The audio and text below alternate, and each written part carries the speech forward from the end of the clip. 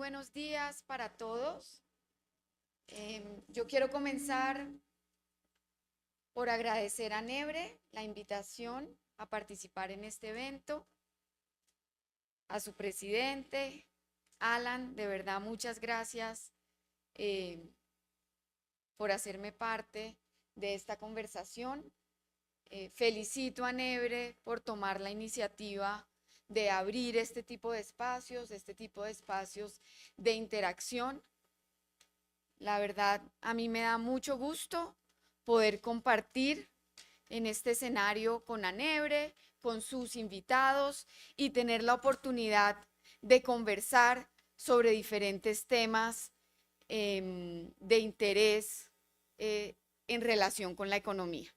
Entonces, he preparado una presentación sobre cómo ha evolucionado el rol de la mujer en la economía colombiana y ahí, sí, de pronto, abrir el espacio, algunas preguntas, algunos comentarios, también bienvenidos. Bueno.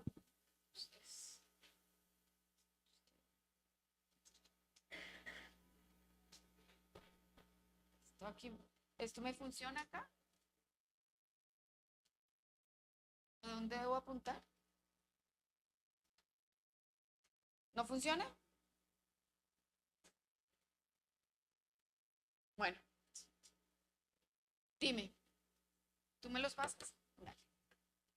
Listo. Entonces, bueno, como les decía, he preparado una presentación en donde quiero hablar, hacer un recuento medio histórico de cómo ha sido el proceso de inserción de la mujer en la economía colombiana.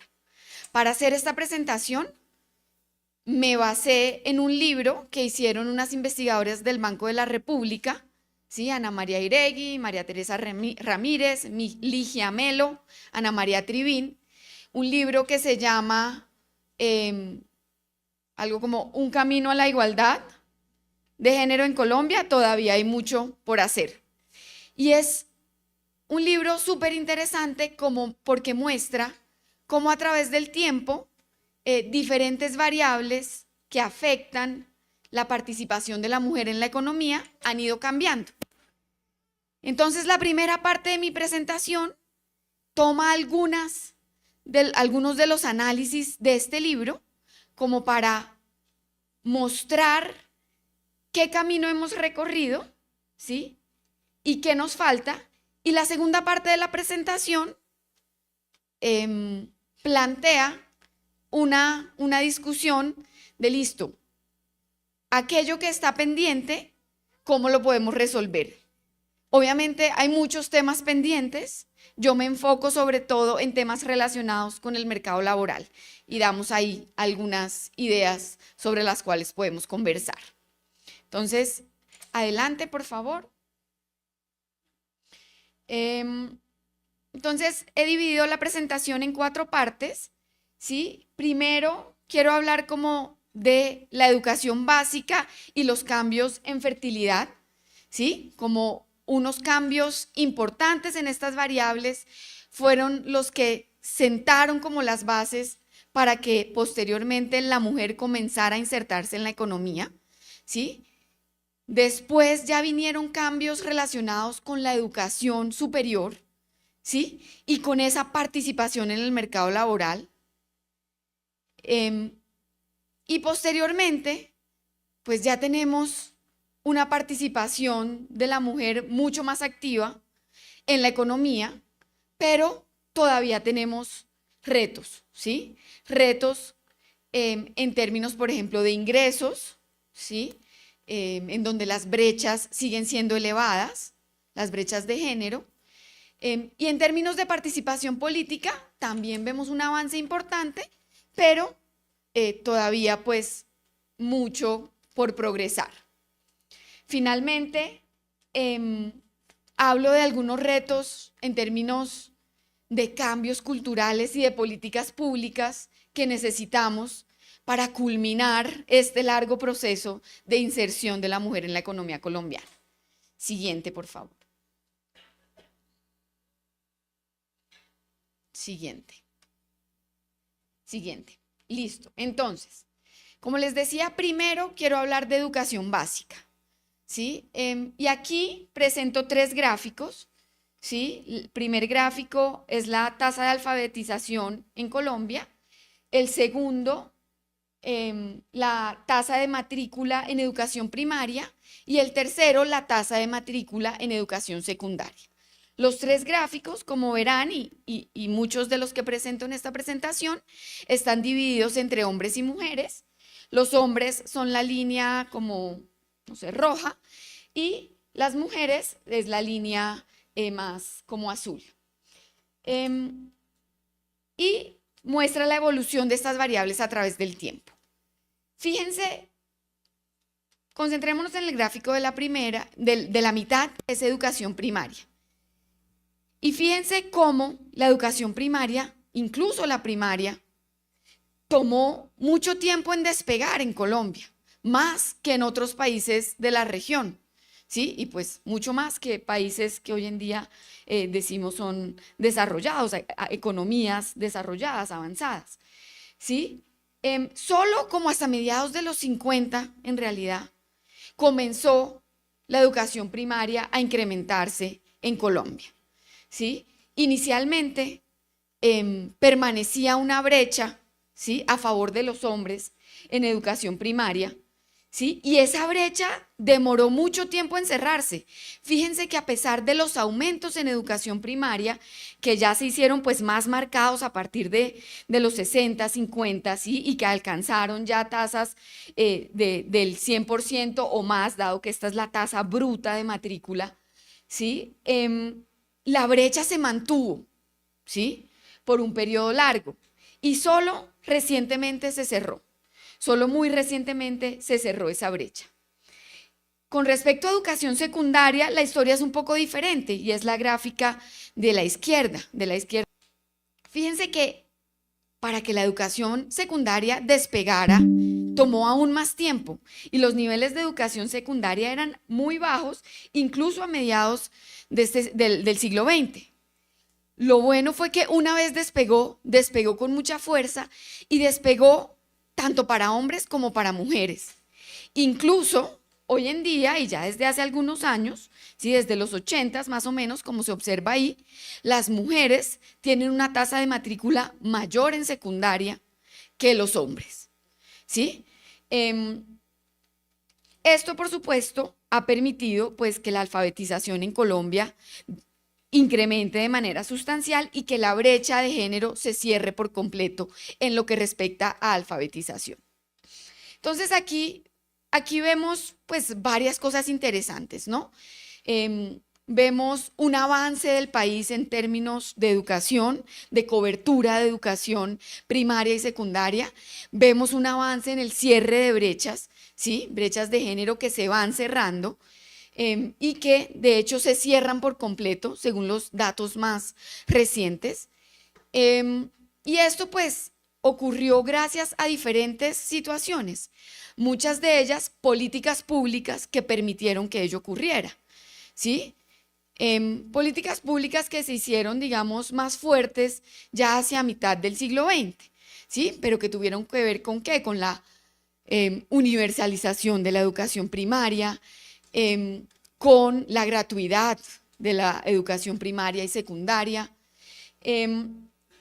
y con un esfuerzo, yo creo que de parte del gobierno importante, un esfuerzo fiscal importante, que se consolidó además ya con la Constitución del 91 y los esfuerzos de descentralización en el país, ¿sí?, que permitieron ya que a nivel de las regiones, ¿sí?, se apropiaran recursos para directamente proveer educación primaria y secundaria.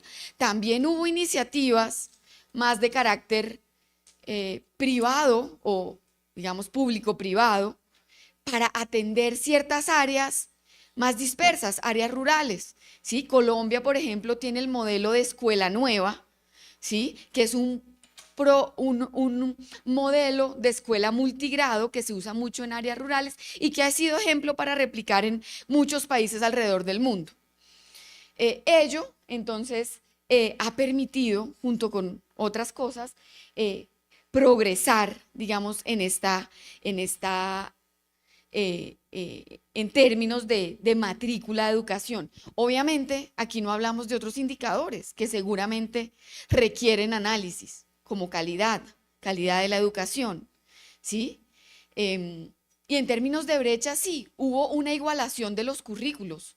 No siempre los currículos escolares fueron iguales para hombres y mujeres, ¿sí? Entonces, uno puede pensar que ya esa brecha en términos de calidad se ha ido cerrando, pero habría que ver con más detalle indicadores que nos permitieran medir cómo es la calidad de la educación y si esa calidad es diferente para hombres y mujeres. Siguiente, por favor. Un factor fundamental en esto ha sido los cambios demográficos, ¿sí? Y en particular, ¿qué cambio demográfico ha sido fundamental para las mujeres? La caída en las tasas de fecundidad, ¿sí? En el caso de Colombia, ¿sí? Incluso fíjense que hasta los años 60, casi 70, en promedio las mujeres tenían entre 6 y 7 hijos, ¿sí? A partir de ahí comienza una caída muy marcada y muy acelerada, que hoy incluso, y seguramente lo han oído en las noticias, se mantiene, ¿sí? Y estamos por debajo de lo que se llama la tasa de reemplazo de la población. O sea, hacia futuro la población colombiana pareciera que se fuera a disminuir si se relaciona con la natalidad, en relación con la natalidad. Pero bueno, en términos de la posición de la mujer en la economía, fue determinante esta caída tan marcada en la fecundidad. Cayó, fíjense, de los 70s a los 80s, a los 90s, de 6 a 3 hijos. Fue una caída muy rápida, muy marcada. Esto tuvo que ver en alguna medida con la tasa de matrimonios, ¿sí? La tasa de matrimonios también cayó, con algo más de volatilidad, menos marcado, pero seguramente también cayó o, digamos, aumentó la edad promedio a la cual se contraía matrimonio, ¿sí? Antes era muy común que las mujeres de menos de 20 años estuvieran casadas, tuvieran hijos, ¿sí? Entonces aquí no es solo el total, ¿sí? Si me casé o no me casé, tuve hijos o no tuve hijos, pero ¿a qué edad tuve hijos? ¿Sí? Porque aún hoy, una vez las mujeres tenemos hijos, pues nuestras decisiones de educación y de trabajo cambian. Y ya hablaremos más de eso, ¿sí? Y bueno, ¿y qué llevó a que cayera la fecundidad de esta manera tan marcada? Varias cosas. Seguramente el incremento en la educación, ¿sí? Aunque ahí digamos que la causalidad está relacionada, ¿no? ¿Qué causa qué? Es difícil, pero creo yo que un mínimo educativo dio las bases para comenzar con esa caída en fecundidad y después, por supuesto, la misma caída en fecundidad fue necesaria para que ese proceso de progresión educativa de las mujeres siguiera, ¿sí? También pues comenzó el uso de métodos de planificación familiares, ¿sí? En el caso colombiano, también hubo un rol importante del sector no gubernamental, ¿sí? El sector gubernamental en Colombia, en esta época en particular, pues era muy tradicional, ¿sí? Los métodos de planificación fueron más promovidos por una entidad que seguro muchos conocen que se llama Profamilia, ¿sí? Y que fue pionera aquí en Colombia, pero incluso a nivel de Latinoamérica en lograr una mayor adopción de estos métodos de planificación familiar. También influyó en esto, por supuesto, cambios en la estructura, digamos que regional, ¿no? La urbanización, ¿sí? Ya cuando las personas se mudaron a la ciudad, pues no era tan fácil tener tantos hijos. Muchas cosas influyeron en esta caída, ¿sí? Pero sin duda, diría yo, la educación y el acceso a métodos de planificación familiar. Y no puedo dejar de mencionar alguna evolución en las normas sociales, ¿no? Las normas sociales, listo. Ya la mujer no se tenía que casar, en todo caso no se tenía que casar tan joven, ¿sí? Y todo esto permitió un avance. Siguiente. ¿Sí? Estos, digamos que yo llamo ahí como sentando las bases, ¿sí? Lo llamo así porque efectivamente creo que fueron condiciones necesarias para lo que vino después. Sí, creo que hubiera sido muy difícil para la mujer en promedio, obviamente hay casos de casos, mujeres maravilla, que logran hacer muchas cosas con 6 hijos, pero creo que hubiera sido muy difícil para la mujer em, entrar a la universidad, entrar al mercado laboral, si mantenía esas tasas de fecundidad tan elevadas. ¿Sí? Algo que tal vez se me olvidó decir con relación a la fecundidad es que, claro, también mejoró la salud materno-infantil. Entonces, digamos que las mujeres ya no necesitaban tener tantos hijos porque esos hijos pues eran saludables, ¿sí? Los hijos al principio del siglo XX pues todavía la mortalidad infantil era muy alta, ¿sí? Pero a medida que mejoró la salud materno-infantil, todo eso permitió que la mujer también estabilizara un poco sus decisiones de fecundidad. Entonces, siguiendo. El primer gráfico muestra la tasa de matrícula universitaria, ¿sí? Nuevamente para hombres y mujeres. Y el segundo gráfico muestra la proporción de matrícula que corresponde a cada uno de los géneros, ¿sí? Y lo que nos muestra este gráfico, estos gráficos me parecen a mí muy interesantes. Creo que lo que veíamos en educación secundaria era como un abrebocas de que esto podía pasar, ¿sí? Pero es muy revelador porque en realidad se demora mucho en despegar la matrícula universitaria en Colombia, pero una vez despega rápido y alrededor de los años 90, las mujeres comienzan a tener tasas de matrícula universitaria mayores a los de los hombres, cosa que hoy se mantiene. ¿Sí? Entonces ya veíamos en secundaria que eso podía pasar, que las mujeres asistieran más a la educación secundaria que los hombres. ¿Sí? Y aquí en educación universitaria, como que eso se reafirma. ¿Sí? Cosa que es bien interesante y que de alguna manera da pie para que se cierren otras brechas hacia adelante. Ahora bien, fíjense que igual la tasa total de matrícula pues no es muy alta, ¿sí? Está alrededor del 40%. O sea, solo alrededor del 40% de la población ingresa o se matricula en la universidad. Uno podría pensar que eso es bajo, obviamente, pues no todas las personas tienen que hacer universidad, hay otro tipo de formación terciaria, sí, o de formación técnico-vocacional, por ejemplo, que también es válida y que en países de Europa, por ejemplo, tienen un peso muy importante, sí, en ciertos oficios, pero sí podría uno pensar que aquí hay oportunidad todavía de crecimiento. Creo que lo importante igual para resaltar es que la brecha no existe, o de hecho es negativa, o sea, es a favor de las mujeres. Nuevamente, ¿por qué pasó eso? Seguramente como resultado de lo que acabamos de ver. Cambios también, digamos, en las normas, en las políticas públicas que permitieron un acceso igualitario a las mujeres a la universidad. También la expectativa, ¿no? De tener retornos positivos a la educación, ¿sí? De nuevo, el costo de oportunidad de la mujer de trabajar seguía siendo elevado o sigue siendo elevado, sobre todo cuando tenemos hijos en la casa, ¿sí? Cosa pues que debería ser igual para los hombres.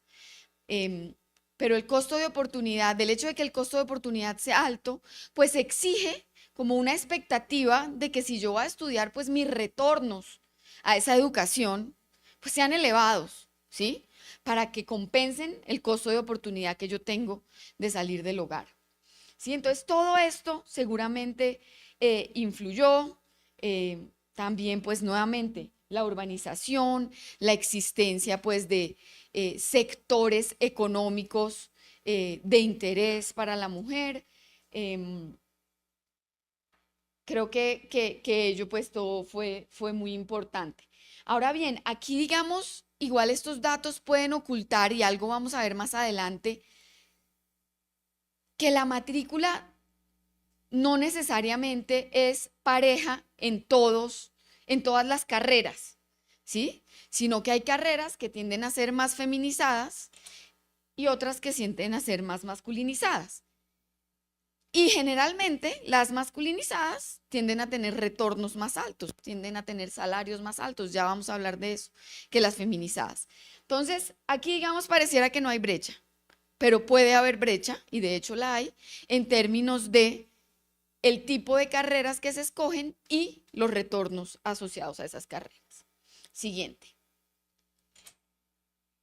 A partir, digamos, de toda esta evolución en la educación, en normas sociales, en la estructura económica, en la estructura de las ciudades, de los centros poblados, ¿sí? Pues comienza a incrementarse la participación laboral de la mujer, ¿sí? Entonces, en esta primera gráfica vemos la tasa global de participación, nuevamente, de hombres y mujeres, y la relación entre esas dos tasas en la línea negra.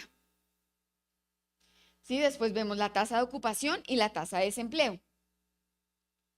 Entonces, la historia, digamos que aquí es un poquito agridulce, ¿cierto?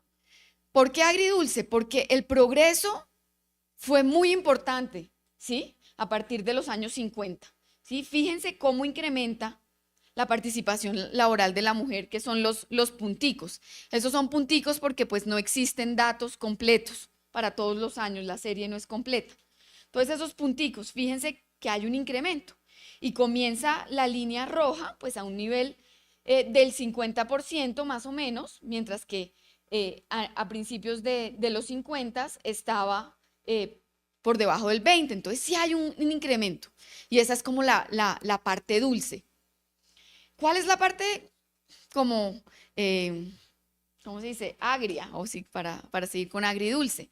¿Cuál es la parte ácida o no tan positiva?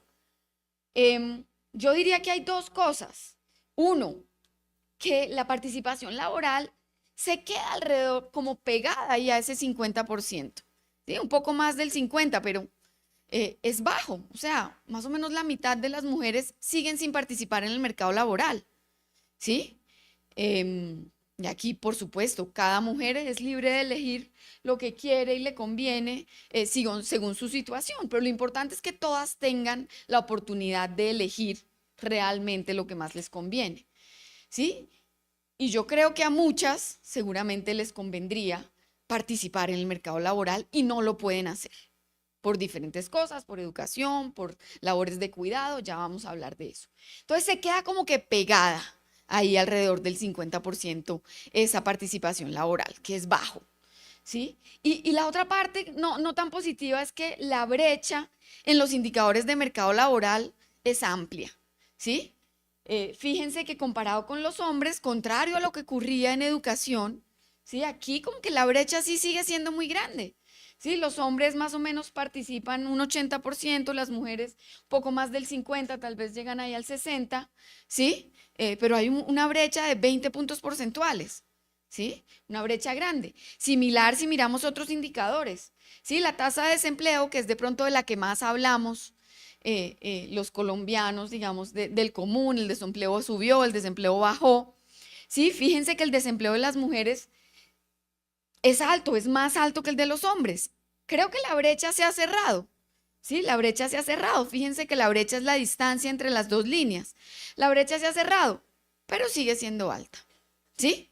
Y deberíamos tener una brecha cerrada, deberíamos poder aspirar a eso. Entonces, ¿qué está detrás de esto? ¿Sí? Bueno, seguramente hay muchos factores, pero determinante, y tal vez dejo eso un poco más para la conversación del final, pero creo que determinante los roles de género, ¿sí? Los roles de género que aún prevalecen en nuestra cultura, ¿sí? las percepciones que hombres y mujeres tenemos sobre los temas de los cuales deben ocuparse las mujeres y los temas de los cuales deben ocuparse los hombres, ¿sí? Todavía muchos creen que, o creemos, porque inconscientemente algunas mujeres también lo tenemos ahí en el fondo de nuestra cabeza, que sí, las mujeres nos ocupamos más de ciertas labores del hogar, de ciertas labores de cuidado, el hombre pues trabaja más y así nos dividimos las tareas. Y eso pues al final impide que nosotros tengamos una mayor participación laboral y que si tenemos una participación laboral, de pronto esté más en sectores proclives a un menor ingreso o incluso en el sector informal, que no tengamos un trabajo tan fijo con todas las prestaciones, sino que, bueno, hago un trabajito por aquí, medio tiempo, otro por allá, según voy pudiendo, ¿sí? ¿Y qué influye también? La posibilidad de tener acceso a servicios de cuidado, ¿sí? Entonces, dado que seguimos pensando que somos las mujeres las que tenemos que estar en la casa cuidando a los niños y a los viejos, ¿sí? Porque ahora se nos viene el tema de los viejos, que viene con fuerza además, ¿sí? Y no tenemos quien nos los cuide muchas veces, y no tenemos dónde llevar a los niños, no tenemos quien nos cuide a mi mamá que ya está vieja, ¿sí? Y eso pues sí, nos limita el mercado laboral, nos limita a participar, o si de pronto tenemos un trabajo, tal vez nuestra productividad no es la misma de un hombre que sigue campante, no ocupándose de nada, ¿sí? De la casa, ¿sí? Y no quiero caer yo tampoco en esos estereotipos, porque creo que ha habido una evolución muy importante, pero no siempre, ¿sí? Entonces, bueno, siguiente, ya hablaremos un poquito más de esto. Ahora entonces quiero hablar como continuar un poco con el tema de mercado laboral y hablar de participación política. Siguiente. Entonces, este tema del mercado laboral se refleja también en que la brecha entre hombres y mujeres es muy clara todavía en lo que se refiere a los ingresos, ¿sí? En promedio, que es la primera gráfica, la gráfica está un poquito desactualizada, no sé, no, pensaría que deberían existir los datos, pero en el libro no está. Pero en promedio, digamos que los ingresos laborales de los hombres tienden a ser mayores que los de las mujeres, ¿sí? Ahora uno puede pensar, bueno, es que ahí los hombres estudiaron más, estudiaron otras carreras, no sé qué, son más jóvenes, más viejos. Entonces el ejercicio que está en las gráficas de la izquierda trata de controlar por todos esos otros factores que podrían afectar mis ingresos, ¿sí? Si soy joven, si soy viejo, si me eduqué, si no me eduqué. Y aún controlando por esos factores, hay una brecha, hay una brecha. Los hombres, digamos, hombres y mujeres que en una serie de características que yo observo son iguales, tienen ingresos diferentes, ¿sí? Y esa brecha pues sigue siendo positiva, sigue siendo alta, alrededor del 20%, que se ve en el panel de arriba, que ha habido una caída. Yo creo que igual es una buena noticia, ha habido una caída. Sin embargo, en los últimos años como que esa caída se estancó. Y el panel de abajo muestra datos solo a partir de entre 2021 y 2023 y muestra que después de la pandemia como que pareciera que se está incrementando nuevamente esa brecha, ¿sí? Y esto es algo que vamos a hablar, y es que bueno, la pandemia reversó algunas de las ganancias que habíamos tenido, ¿sí? En términos de inserción de la mujer en la economía, inserción de la mujer en el mercado laboral, ¿sí? Listo, siguiente. ¿Sí? Antes de entrar a hablar como en esos retos, que ya creo que los planteé, pero de pensar cómo solucionar un poco todos estos retos del mercado laboral, de la mujer en el mercado laboral, no quería dejar de mencionar los avances también que ha habido en términos de participación política de la mujer en Colombia, ¿sí? Entonces aquí tenemos estas tres gráficas que muestran el porcentaje de mujeres, primero en la Cámara de Representantes, segundo en el Senado, ¿sí? Y tercero como ministras, como parte del gabinete, del presidente. ¿Y qué muestran estos gráficos? Recordemos un poco como a nivel histórico cuáles han sido como las posibilidades de participación política de la mujer.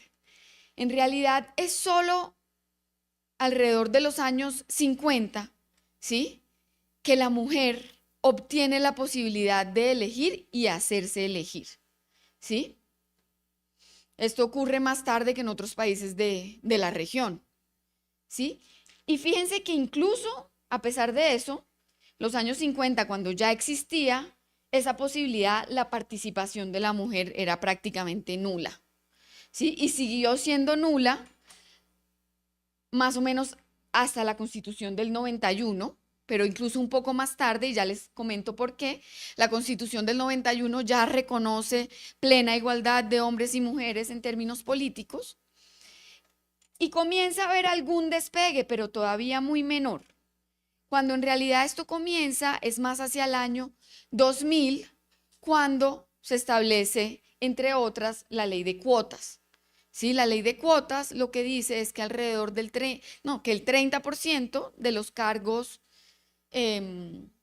directivos o de los cargos decisorios, digamos, del Estado, ¿sí?, ya sean del Ejecutivo o de corporaciones de elección popular, debían ser ocupados pues por ese 30%. Y ahí ve uno como un despegue. Sí, entonces las listas, por ejemplo, Congreso, Senado, deben tener un 30% de mujeres. Los cargos directivos, por ejemplo, en el gabinete, los ministros, viceministros, se tienen que cumplir unas cuotas de alrededor del 30%. Y eso, digamos que ahí despegó. ¿Despegó hasta cuándo? Bueno, más o menos hasta el 30%, ¿sí? Más o menos hasta el 30% en lo que respecta Congreso, o sea, Cámara de Representantes y Senado, ¿sí? Fíjense que la participación como ministras es más alto y se acerca al 50%. Tanto en el gobierno del presidente Petro como en el gobierno del presidente Duque se hizo un esfuerzo explícito por tratar, o se ha hecho un esfuerzo explícito por tratar de lograr la paridad de género en los cargos de ministro, a nivel de ministro.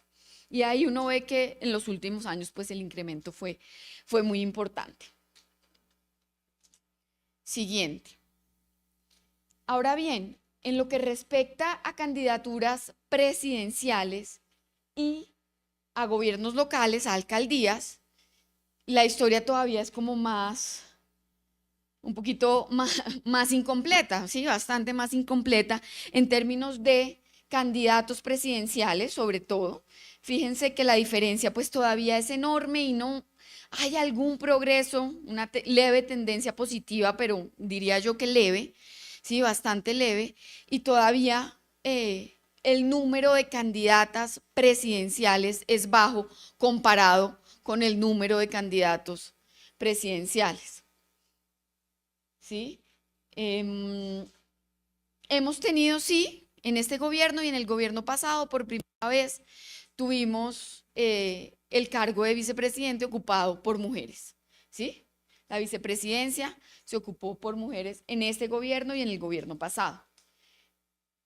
Con respecto a las alcaldías, la participación es mayor, ¿sí? Y ha habido un incremento de mujeres que aspiran a ser alcaldesas que han sido elegidas, pero pues llega más o menos, ahí ven ustedes, al 15%, ¿sí? Entonces todavía hay mucho espacio de crecimiento en estos, digamos, los mayores cargos del Estado colombiano que se eligen por voto popular. Siguiente. Entonces, volviendo, pasado ese paréntesis de participación política que me parecía importante no dejar de lado, vuelvo un poco al tema de mercado laboral. Siguiente. Entonces, y creo que muchos de los temas ya los mencioné, pero me parece importante enfatizar lo prioritario que esto es, ¿cierto? Entonces, bueno, tenemos el lío de que sí incrementó la participación laboral de las mujeres sí se incrementó, pero se quedó como pegado en ese 50%. ¿Cómo hacemos para que más mujeres quieran participar en el mercado laboral y que la brecha pues se lograra cerrar? ¿Sí?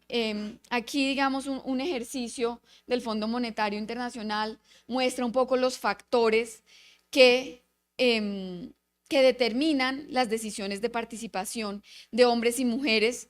Y fíjense que en lo que se refiere a las mujeres, nuevamente, ¿qué temas salen? Que haya hijos jóvenes en el hogar. ¿Qué otro tema sale? Que haya adultos mayores en el hogar. ¿Sí? Que las mujeres estén casadas, ¿sí? Entonces yo creo que esto nos sigue mostrando que hay roles de género que siguen prevaleciendo, que hay labores domésticas que siguen impidiendo que la mujer salga a trabajar. El tema de la ruralidad también es importante, ¿sí? Las mujeres en zona rural parecieran tener una menor probabilidad de querer participar en el mercado laboral. Entonces es algo que también hay que considerar. Siguiente. ¿Sí? Y de nuevo, entonces tratemos de pensar por qué y qué es lo que está detrás de esto. Y esto no es una historia completa. Yo solo menciono aquí algunos de los temas que pueden estar detrás de esto. Seguramente hay muchos más. Aquí muestra el primer gráfico cuántas horas en promedio dedica los hombres y las mujeres a trabajar en su trabajo principal y en su trabajo en el hogar, ¿sí? En tareas domésticas, ¿sí? Y aquí pues hay como varias alertas. Bueno, lo primero y más claro es que sigue siendo la mujer la que trabaja más en el hogar, ¿sí? Sigue siendo la mujer la que trabaja menos en su trabajo principal en términos de horas. Pero además, fíjense que hay un deterioro, ¿sí? Después de la pandemia, esto se deterioró, ¿sí? Entonces, las mujeres, a raíz de la pandemia y después de la pandemia, pues han tendido a reemplazar parte del trabajo, parte de las horas de su trabajo principal en horas de trabajo en el hogar, ¿sí? Entonces, la mujer que en promedio trabaja hoy en día 43 horas, ¿sí? A la semana, tiene que llegar además a sumarle 31 horas de trabajo en el hogar, ¿sí? Mientras que el hombre trabaja 47 afuera y llega al hogar y le suma 18. Importante, digamos, que el hombre pues sí está en creciente, ¿sí? Asumiendo más en el hogar, pero todavía una brecha enorme, ¿sí? Todavía una brecha enorme. Y una brecha que no se compensa por el trabajo principal. No es que como el señor trabajó un poco más, eso es lo que trabaja menos en el hogar. No, ¿sí? Para nada, ¿sí? Entonces, hay algo ahí que todavía tenemos que ver cómo resolver. Y aquí no se trata de hacer juicios de valor, ¿sí? Sino de pensar, bueno, ¿qué está detrás de esto? ¿Sí? Están tal vez algunos estereotipos de género, algo de educación, están en realidad las necesidades que nos surgen en los hogares colombianos de cómo ocupar nuestro tiempo. ¿Sí? No tenemos a veces tiempo de pensar cómo distribuir mejor las labores, y el día a día nos lleva a estos resultados, ¿sí? Esto no es un juicio de valor necesariamente, sino más una reflexión de algo que sigue pasando, ¿sí? Tiene que ver también, como decíamos, pues el cuidado de los niños y de los adultos mayores. Y el gráfico de la izquierda muestra los niveles de cobertura en Colombia en educación preescolar y transición, ¿sí? Y fíjense que es bajo, ¿sí? Es 40%, digamos, la cobertura.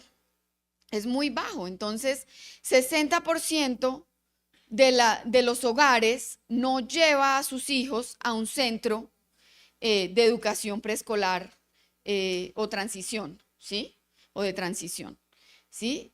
Puede ser que algunos lo hagan porque, bueno, tienen algún arreglo en la casa que les permite eso, pero seguramente en muchos casos no lo hacen porque no hay la oferta disponible y la mamá prefiere quedarse en casa cuidando a su hijo, ¿sí? Em, el caso de atención a la vejez, digamos que es aún más crítico, ¿sí?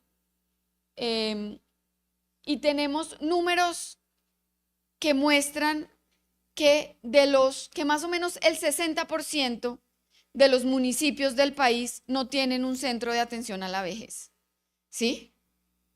Incluso capitales departamentales no tienen un centro de atención a la vejez, ¿sí? Entonces, la carga de cuidado de los adultos mayores también es algo que debemos comenzar a considerar, especialmente en vista de que la población colombiana pues está envejeciendo, ¿sí? Siguiente. Sí, bueno. Ahora hablo del tema del envejecimiento, pensé que era la siguiente diapositiva, pero aquí, para cerrar, presento unos datos que muestran cómo las mujeres, digamos, a pesar de que ha cambiado recientemente, siguen teniendo la propensión a estudiar ciertas carreras más enfocadas con humanidades, con servicios, sí, con atención, salud, ¿sí? Entonces, lo que más estudian son ciencias sociales, periodismo, información, después salud y bienestar, educación, administración de empresas y derecho, en fin, como las humanidades. Y lo que menos estudian son tecnologías de la información y comunicación, ingeniería, industria y construcción, ¿sí? Entonces, las carreras, digamos, que podrían o que tienden a tener retornos muy elevados, todavía pareciera que no son de interés de muchas de las mujeres, ¿sí? Esto es algo para tener en cuenta, puede tener que ver con educación desde el hogar, puede tener que ver pues con intereses mismos de la mujer, con sesgos en las universidades en el momento de ofrecer las carreras, pero es algo para tener en cuenta porque es algo que impide que la brecha de ingresos se pueda ir cerrando. ¿Sí? Adelante. Sí, y esta era la diapositiva de la que quería hablar con respecto al envejecimiento. ¿Sí? Entonces ya hablamos de que la fecundidad cayó de manera importante y el tema es que sigue cayendo. Y seguramente han escuchado en las noticias recientemente que los datos que ha sacado el DANE un poco han sorprendido, ¿sí? Porque las proyecciones que venía haciendo el DANE daban, pues sí, alguna reducción en fecundidad, pero la reducción ha sido muchísimo mayor a la que se tenía prevista después de la pandemia, ¿sí? Y por el otro lado, pues la esperanza de vida al nacer sigue creciendo, ¿sí? Cosa pues por supuesto que es positiva, pero digamos que estos cambios demográficos van a implicar repensar un poco nuestro modelo económico, ¿sí? ¿Quién va a estar en el mercado laboral si vamos a tener muchos menos jóvenes y muchos más viejos? Bueno, ojalá esos viejos puedan permanecer por más tiempo en el mercado laboral, dado que la oferta de trabajo por parte de la población joven se va a disminuir. ¿Sí? Pero también en términos de los servicios públicos que necesitamos proveer, justamente lo que decía, ¿cómo vamos a atender a toda la población que se está envejeciendo? ¿Sí? ¿Qué servicios de salud necesitamos? ¿Qué servicios de cuidado necesitamos? ¿Qué implicación tiene para el tema pensional? ¿Sí? Muchos viejos y pocos jóvenes.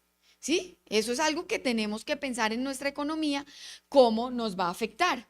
¿Sí? Y en particular, bueno, ¿cómo va a afectar a la mujer? ¿Cómo vamos a hacer para que la mujer pues no termine absorbiendo toda esa carga de cuidado de la población adulta? Pero al mismo tiempo es una oportunidad. Siguiente. ¿Por qué? Porque pues necesitamos más oferta laboral. ¿Y quién puede llenar esa necesidad de oferta laboral? Pues las mujeres. ¿Sí? Ya vimos que solo el 50% de las mujeres participan en el mercado laboral. Entonces ahí tenemos otro 50% de la población femenina que podría llenar podría llenar, digamos, toda esa necesidad de laboral que va a surgir a raíz de que va a haber pocos jóvenes, ¿sí? Entonces también hay una oportunidad para la mujer que deberíamos pensar cómo aprovechar. Y aquí solo presento un estudio también del Banco de la República que trata de decir, bueno, ¿cómo podría cambiar la participación laboral de la mujer y qué implicación tendría ello en el PIB, la actividad económica del país? Y fíjense que la gráfica de la izquierda lo que muestra es que si yo logro cerrar esa brecha de participación laboral entre hombres y mujeres, solo un 50%, ¿sí? Logro subir la participación laboral femenina para que esa brecha sea un 50% más pequeña. El incremento en el PIB sería de más de un punto porcentual. O sea, yo pasaría de tener un crecimiento potencial del PIB, ¿sí?, inferior al 3% a tener uno cercano al 4%, ¿sí? Solo con ese cambio, ¿sí? Si yo logro que las mujeres, que digamos que la mitad de esas mujeres que hoy están fuera del mercado laboral participen, ¿sí? Entonces sí, vienen unas dificultades por el envejecimiento, pero también se abre una ventana de oportunidad muy importante, porque la economía va a requerir más mano de obra. ¿Y quién puede proveer esa mano de obra si no vamos a tener casi jóvenes? Pues bueno, todas las mujeres, ¿sí? Las mujeres que aún hoy han decidido no ingresar al mercado laboral. Siguiente. Ya con esto cierro, como para resumir un poco lo que he dicho en esta presentación. Primero, ¿sí?, la inserción de la mujer en la economía colombiana ha sido un proceso largo que aún no culmina. Ha habido procesos o progresos muy importantes que creo que es importante reconocer, pero todavía falta un camino largo por recorrer, sobre todo en lo que se refiere al mercado laboral, ¿sí? Las mejoras en el acceso a la educación y las reducciones en la fecundidad han favorecido la participación laboral y el ascenso profesional femeninos. Sin embargo, aún persisten brechas de género en el mercado laboral y su cierre requiere cambios culturales y políticas públicas pertinentes, ¿sí? Terminar este proceso de inserción de la mujer en la economía es necesario, no solo por cuestiones de justicia y equidad, sino para asegurar un mayor crecimiento de la economía en los años por venir, ¿sí? Entonces, bueno, con eso cierro. Espero que la presentación haya sido interesante para todos, y con gusto, si hay alguna pregunta, la podemos tomar.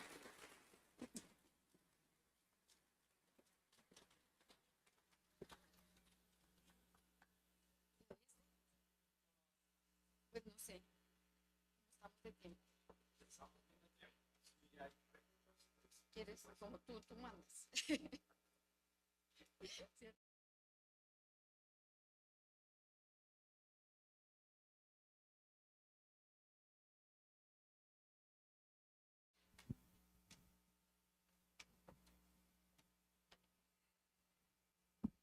Buenos días, tardes ya. A mí sí me gustaría saber, cuando usted nombra participación de la mujer en el mercado laboral, ¿se refiere a las convocatorias, o sea, al aplicar, o a las mujeres que están trabajando?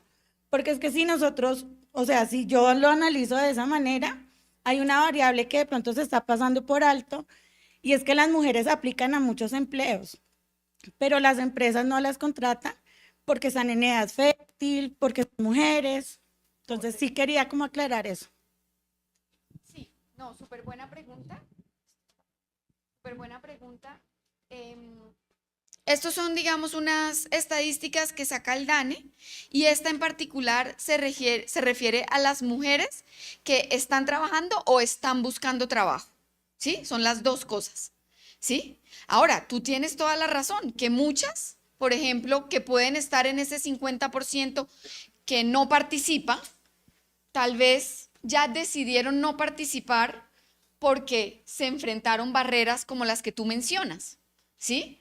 No, sí, como estoy en edad fértil, entonces no me contrataron o solo me contrataron en algo informal que yo preferí no tomar y para eso mejor me quedo y cuido a mi hijo, ¿sí? Por decir algo.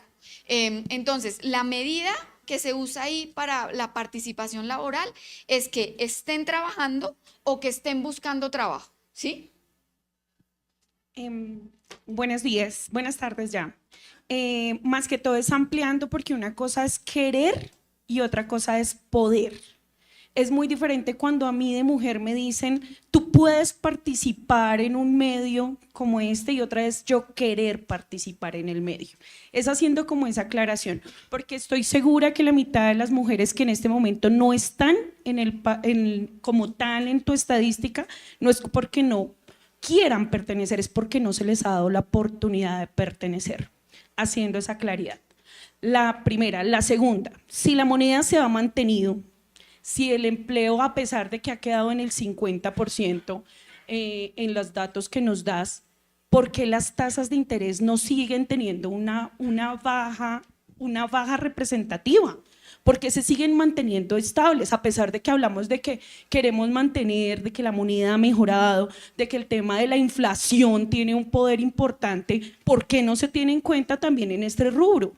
Adicional a eso, si se está dando cuenta que la participación ha disminuido, que las tasas de feminicidio han subido, que la protección no solo laboral, social, integral, sino socioeconómica de la mujer tampoco está siendo participativa, ¿qué es lo que se está haciendo? Uno, para que queramos pertenecer, para que podamos pertenecer, porque obviamente se ve muy bonito, pero la realidad es que en este momento tenemos cuidadoras que no están en plan de desarrollo territorial, tenemos cuidadoras que no están en los objetivos de desarrollo territoriales, tenemos mujeres en este momento que tienen trabajos informales de más de 15 horas. Entonces, pues realmente, vuelvo y lo reitero, no es querer participar, es poder participar. Sí. Sí, yo estoy completamente de acuerdo contigo. No sé si en mi presentación se entendió algo diferente, pero justamente lo que quiero destacar es que hay muchas barreras que las mujeres todavía enfrentan, ¿sí? Y traté de hacerlas explícitas en la presentación, ¿sí? Hablé de estereotipos de género, hablé de limitaciones en acceso a la educación, en limitaciones en la selección de las carreras. ¿Sí? Hablé del tema del cuidado que tú mencionas, ¿sí? Yo estoy completamente de acuerdo contigo, ¿sí? No sé si en algún momento de mi presentación se entendió diferente, ¿sí? Pero justamente lo que quiero llamar la atención es de que todavía como sociedad y como gobierno, como Estado, nos falta mucho por hacer para garantizar que las mujeres accedan en igualdad de condiciones a educación, sobre todo educación universitaria, y para que accedan en igualdad de condiciones al mercado laboral, ¿sí? Eso justamente es el punto que yo quiero hacer en esta presentación. Tal vez no me expresé bien. Y con respecto al tema de las tasas de interés, bueno, es una discusión bien compleja, ¿sí? Pero lo que yo destacaría es que el Banco de la República tiene un mandato muy claro en la Constitución, ¿sí? Y ese mandato, ¿sí? Justamente, como tú lo mencionas, le indica que debe cuidar el valor adquisitivo de su moneda, ¿sí? ¿Eso qué quiere decir? Que los pesos que nosotros tenemos sigan comprando bienes, ¿sí? A lo largo del tiempo, y esa cantidad de bienes que pueden comprar esos pesos, pues no se reduzca. Eso comúnmente, o digamos que la medida que utilizamos para eso es la inflación, que es el crecimiento de los precios. ¿Sí? Si los precios están subiendo, yo con esos mismos pesos que tenía, ¿qué pasa? Pues ya no adquiero tanto. ¿Sí? Entonces, ¿qué pasa con la inflación? Sí, tuvimos un pico inflacionario enorme, altísimo, en el periodo post-pandemia. Llegamos a un nivel superior al 13% de inflación. Tuvimos que subir las tasas de interés de manera muy marcada, ¿sí? ¿Para qué? Para precisamente coger las riendas de la economía y llevarla cerca a su nivel sostenible. La inflación, producto de ello, comenzó a caer, cayó 8 puntos porcentuales y se sitúa en el 5%. ¿Qué pasa? Nuestra meta de inflación es 3%, ¿sí? Y la inflación lleva un año quieta en 5%. Un año quieta, ¿sí?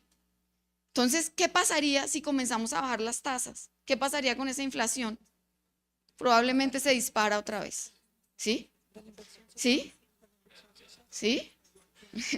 Sí, la economía está, a ver, la economía está creciendo a un ritmo cercano a lo que se estima es su potencial de crecimiento, que es de 2.7%. Lo que hace la política monetaria, ¿sí?, es que lleva a la economía a ese nivel de crecimiento potencial. Y estamos en ese nivel de crecimiento potencial. Alguno me dirá, bueno, pero ¿por qué no podemos crecer más? De acuerdo, pero eso no lo hace la política monetaria. Eso lo hace otro tipo de políticas públicas que busquen tener más productividad, ¿sí? Que busquen asegurar que la gente quiera invertir, ¿sí? Pero no la política monetaria. La política monetaria da estabilidad macroeconómica y asegura que la economía se acerca a su potencial. Estamos en su potencial, ¿sí? Si bajamos las tasas, la economía crece más del potencial y rapidito les aseguro que tenemos más inflación, ¿sí? Ojalá las pudiéramos bajar, las tasas de interés. Creo que nadie las quiere bajar más que los miembros de la Junta, ¿sí? Entre otras cosas, porque la presión que tenemos es muy dura. Pero nuestro mandato constitucional no lo podemos olvidar, ¿sí? Y somos servidores públicos que juramos cumplir ese mandato constitucional, ¿sí? Y seguiremos haciendo nuestro trabajo para que la inflación converja a su meta del 3%.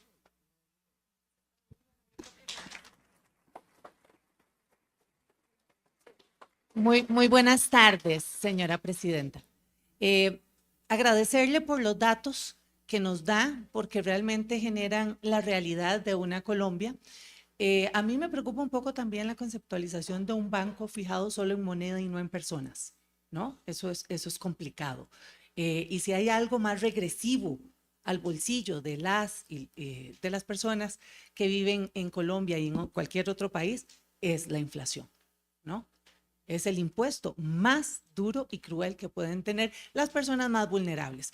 Pero bueno, con eso, ¿qué está usted planteando como solución? Porque yo creo que también el banco tiene que tener un enfoque de sostenibilidad y productividad para generar una demanda agregada para poder sostener o bajar esa inflación. Sí. Pero sí decirle, creo que los datos son clarísimos y creo que debería generar una propuesta. ¿Ustedes tienen ya una propuesta en torno a esto para el pueblo colombiano? Es que no te entiendo la pregunta, porque los datos que yo presenté acá tienen que ver con un tema de inserción laboral de la mujer. Yo aquí no hablé de política monetaria. Sin embargo, creo que tu pregunta tiene que ver con política monetaria. Tiene que ver con un planteamiento desde el Banco Central hacia la población colombiana en torno a generar inserción laboral con los datos que usted tiene. Mira, te cuento cómo están, aquí como no presenté esos datos porque el enfoque era otro, pero te cuento sobre el mercado laboral en Colombia. Entiendo que tú trabajas en el Banco Central también. No, yo soy diputada de la República de Costa Rica. Ok, discúlpame. Nosotros tenemos una medida también de desempleo, ¿verdad? Esa medida de desempleo trata de estimar lo que es, digamos, el desempleo estructural de la economía, ¿sí? Un desempleo que no depende de factores de política monetaria, ¿sí? Hoy en día ese desempleo lo estimamos alrededor del 9-10%. El desempleo observado hoy es inferior a ese estructural. Entonces vuelvo al tema, similar al que expliqué antes. No es que no queramos un desempleo menor al que tenemos hoy, ¿sí? Pero para lograr eso, ¿sí?, necesitamos que otros actores del poder público hagan su trabajo, ¿sí? El Congreso, ¿sí? El gobierno, ¿sí? Que hagan las reformas que se necesitan para que el mercado laboral funcione mejor. Porque lo que le corresponde a la política monetaria, que es llevar las variables, tanto la economía como el desempleo hacia sus niveles de largo plazo, ¿sí? Ya el banco lo logró, ¿sí? Entonces, si queremos que esos niveles de largo plazo cambien, ya ahí la política monetaria no hace más, ¿sí? Ya ahí quien tiene que hacer las reformas que necesita el país son los demás poderes del Estado, ¿sí? Sí, yo lo que pretendía era más bien ver qué era la propuesta de un banco central en torno a esa inserción laboral. Ya le decía, no tanto el desempleo, porque yo sé que en el desempleo todavía hay números más que son aquellas mujeres que no necesariamente ya o se cansaron de buscar trabajo, por ejemplo, ahí no están esos números. Entonces, por eso ese planteamiento desde la macroeconomía que ustedes podrían estarle dando al Ejecutivo y al mismo Legislativo para reformar o para generar nueva legislación y marcos jurídicos que el Ejecutivo pueda poner en acción para esa estructura que estás diciendo. Pero bueno, ahí te menciono dos cosas. Desde el quehacer fundamental del Banco Central, yo creo que el aporte más importante es cumplir nuestra misionalidad, ¿sí? Es decir, que la inflación siga cayendo, ¿sí? Tu país lo ha hecho súper bien en términos de inflación, son un ejemplo a seguir después de la pandemia en términos de lo que han logrado. Bueno, más o menos, a costa de la inversión social. Tienes una inflación súper baja, tienes una economía creciendo y tienes tasas de interés súper bajas, ¿sí? Sí, y una red de cuidado descuidada, sí, pero la escolaridad, una deserción enorme. Yo creo que el equilibrio es el que debería. Sí, pero bueno, tú me estás hablando desde el quehacer del Banco Central. Por eso yo no quiero desconocer que todas esas otras cosas, de hecho, como lo vieron en la presentación que hizo Alan de mi perfil, yo venía de trabajar en esos otros temas, ¿sí? Yo trabajaba aquí como subdirectora para la reducción de la pobreza en el Departamento de Prosperidad Social, ¿sí? Entonces son de mi corazón todos esos temas, pero no son los temas que maneja el Banco Central. Pero el banco sí tiene un área de investigación muy importante, ¿sí? Y en esa área de investigación hay un grupo de trabajo que se especializa justamente en los temas de mercado laboral. Y desde ahí hace recomendaciones muy puntuales a los temas de política pública que conciernen el mercado laboral.